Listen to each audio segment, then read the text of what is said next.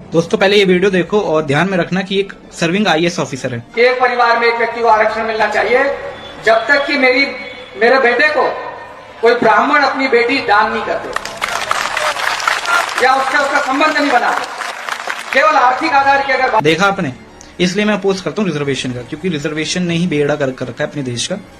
जिनको रिजर्वेशन मिलनी चाहिए उनको मिल नहीं रही है, उनको पता भी नहीं रिजर्वेशन होता क्या है, और जिनको मिल रही है और जो आईएएस ऑफिसर ऐसे बन रहे हैं, आईएएस आईपीएस या डॉक्टर -40 लाके, वो अपने ही कास्ट का या अपने ही जातियों का शोषण कर रहे हैं, उन्हीं की सीट खा रहे हैं दबा दबा कर।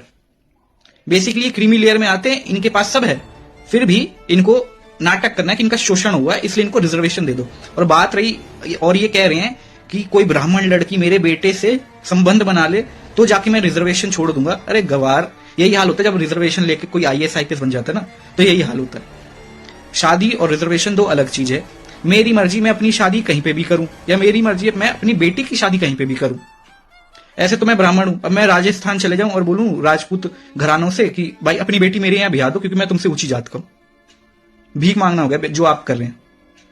अरे उनकी मर्जी, वो कहीं पे भी करें, चाहे वो छोटी जात में ही कर ले या बड़ी जात में ही कर ले, या मेरे से कर ले या राजपूत में ही कर ले, तो उनकी मर्जी भाई। जाट जाटों में करते हैं, राजपूत राजपूत में ही करते हैं। मैं भीख मांगने लग जाऊंगा कि भाई मुझे अपनी बेटी दे दो, बेटा दे दो, जो आप कर रहे हैं।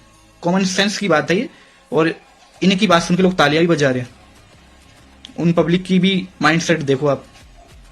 खैर इनने माफी तो मांग ली, पर यही हाल होता है भाई, जब रिजर्वेशन जिनको नहीं मिलनी चाहिए उनको मिल जाती है ना, तो यही हाल होता है। तो स्टेज पे आके आदमी यही सब गोबर उगलता है।